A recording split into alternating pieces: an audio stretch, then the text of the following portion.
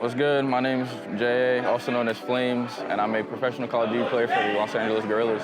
I mean, it all started when I was a kid. I bought an Xbox when I was like 6 years old, just from like saving up money that I was gifted like over time, like allowances, like anything like typical kids get. And over time, I bought an Xbox, played all types of games like Madden, 2K, COD.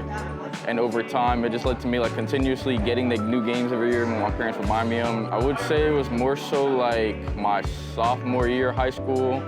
I broke my ankle. I didn't play sports after that, after I broke my ankle.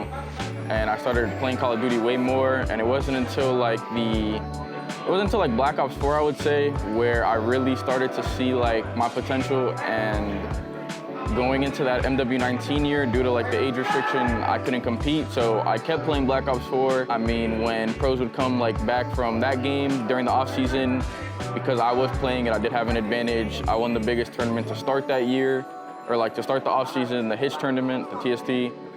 We got third in like the FaZe tourney, and we choked. We lost to like FaZe and Empire, which was whatever.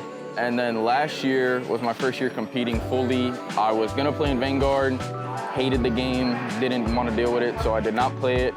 I just focused on myself. I lived life after high school, what most teenagers do.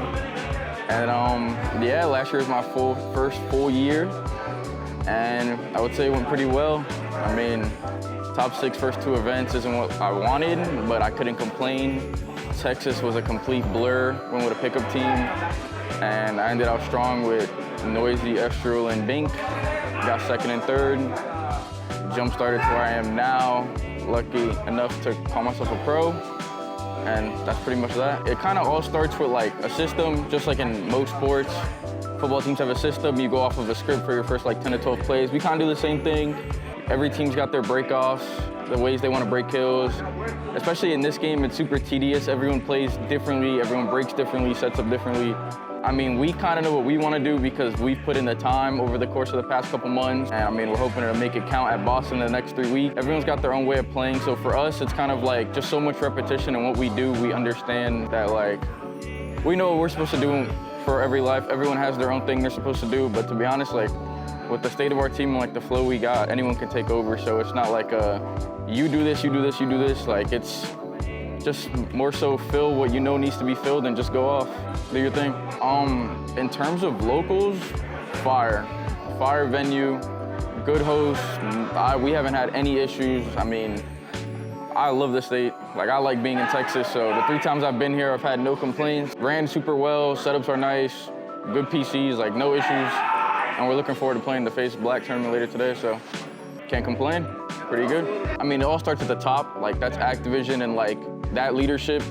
They've been kind of subtle with their answers. They're not really speaking up and giving people the information that they need. So it starts with them to give the players the information that they need to know how many events there are gonna be, if there are gonna be cups within the next 2 weeks before Boston, if there's gonna be a major after Boston, if there's gonna be elites and when they are. It all starts with them to pretty much just lay out the format for everyone. Like everyone's playing just super freely without any idea, and it's hard for those who like rely their lives on this. So I mean, yeah, just information to help everyone out.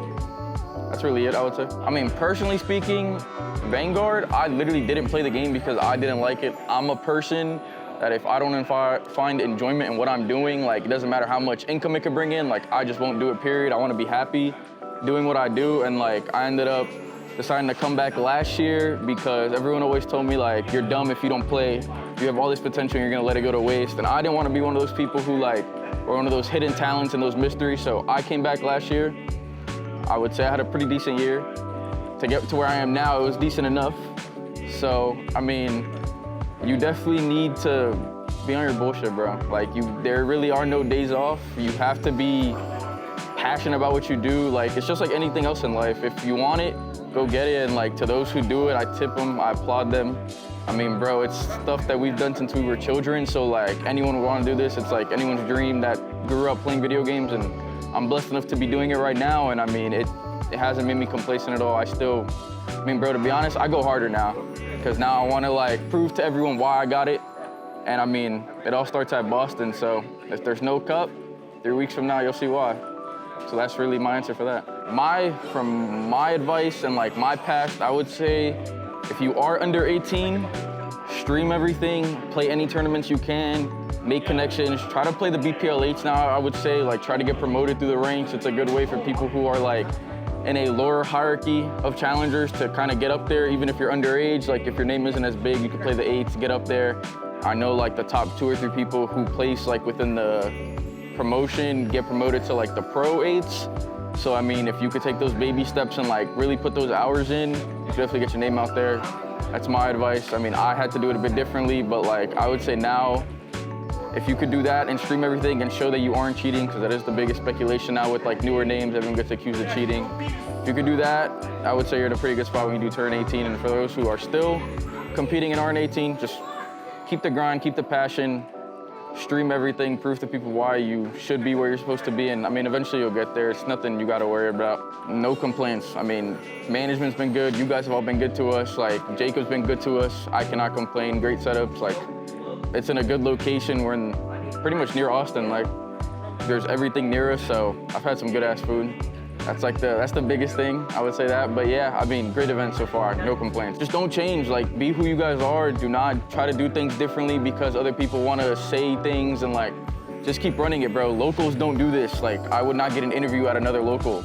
So like, you guys got the player cams, you guys got cameras to set everyone up. Like, you guys do it right. And you guys are like, from my experience, it's the best local I've been to yet this year. I've been to 2, so you guys have been better than the other one, don't knock to them. But it's just like a better experience, for sure. So, I mean, just keep doing what you guys are doing. You're on the right path for sure. All right, well, if you don't know where to find me, Flames4K on Twitter. You can call me JA. My name's John Alex. And that's about it. My Twitch is FlamesJA, and that's it.